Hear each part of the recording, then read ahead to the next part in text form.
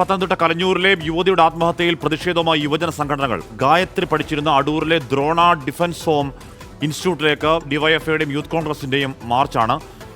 വിവരങ്ങളുമായി ശ്രീജിത്ത് ശ്രീകുമാർ ചേരുന്നു. ശ്രീജിത്ത്, എന്താണ് യുവജന സംഘടനകളുടെ പ്രതിഷേധം?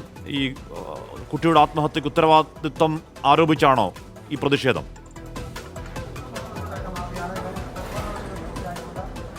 തീർച്ചയായും ഇന്നലെ ഈ യുവതിയുടെ അമ്മ 19 വയസ്സുകാരി ഗായത്രിയുടെ അമ്മ രാജി തന്നെ ആക്ഷേപം ഉന്നയിച്ചിരുന്നു. ഈ Drona defence academy and yoga centre എന്ന ഈ സ്ഥാപനത്തിലെ ഡയറക്ടറാണ് ഇത്തരത്തിൽ ഡേറ്റിംഗിന് ക്ഷണിച്ചു.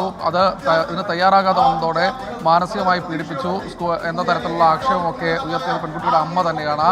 എന്തായാലും പെൺകുട്ടിയുടെ അമ്മ ഉയർത്തിയ ആരോപണം പൊതുസമൂഹത്തിനിടയിൽ ചർച്ചയായതോടുകൂടി വലിയ പ്രതിഷേധവുമായി യുവജന സംഘടനകൾ രംഗത്ത് വരികയായിരുന്നു.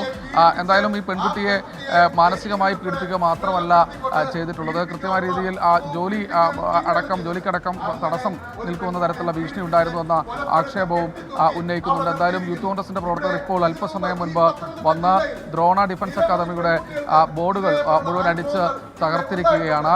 ഡിവൈഎഫ്ഐയുടെ പ്രതിഷേധം തൊട്ട് മുൻപ് ഉണ്ടായിരുന്നു. എന്തായാലും ഇവർ പറഞ്ഞുകൊണ്ടേയിരിക്കുന്നത് അറസ്റ്റ് ചെയ്യണമെന്നാണ്. പക്ഷേ പോലീസ് പറയുന്നത് പെൺകുട്ടിയുടെ ഫോൺ കോൾ രേഖകളടക്കം പരിശോധിച്ചുകൊണ്ടിരിക്കുകയാണ്, ഫോൺ അടക്കം പരിശോധിച്ചുകൊണ്ടിരിക്കുകയാണ്. സ്വാഭാവികമായി അതിനുശേഷം മാത്രമേ മറ്റ് നടപടിക്രമങ്ങളിലേക്ക് കടക്കാൻ കഴിയൂ. എന്തായാലും പെൺകുട്ടിയുടെ പോസ്റ്റ്മോർട്ടം നടപടിക്രമങ്ങൾ ഇന്ന് തന്നെ നടക്കുമെന്നാണ് അറിയുന്നത്. അതിനുശേഷം ഈ ഫോൺ അടക്കം പരിശോധിച്ച ശേഷം മാത്രമേ കൂടുതൽ കാര്യങ്ങൾ ഈ പ്രതിയെ ഏതെങ്കിലും തരത്തിൽ കുറ്റക്കാരനാണോ എന്ന കാര്യത്തിൽ തീരുമാനമെടുക്കാനാകൂ എന്നാണ് പോലീസ് പറയുന്നത്. എന്തായാലും യൂത്ത് കോൺഗ്രസിന്റെ പ്രതിഷേധം ഇപ്പോഴും തുടരുകയാണ്. അടൂർ പോലീസ് ഇവിടെ ക്യാമ്പ് ചെയ്യുന്നുണ്ട്. ഹാഷ്മി, ഈ പറയുന്ന സ്ഥാപനമാണ്, ഇൻസ്റ്റിറ്റ്യൂട്ടാണ് ആത്മഹത്യക്ക് ഉത്തരവാദികളെന്ന് കുടുംബം ആരോപിച്ചിരുന്നു. അതിന്റെ തുടർച്ചയിലാണ് ഇപ്പോൾ യൂത്ത് കോൺഗ്രസിന്റെയും ഡിവൈഎഫ്ഐയുടെയും ഒക്കെ അങ്ങോട്ടേക്കുള്ള പ്രതിഷേധം.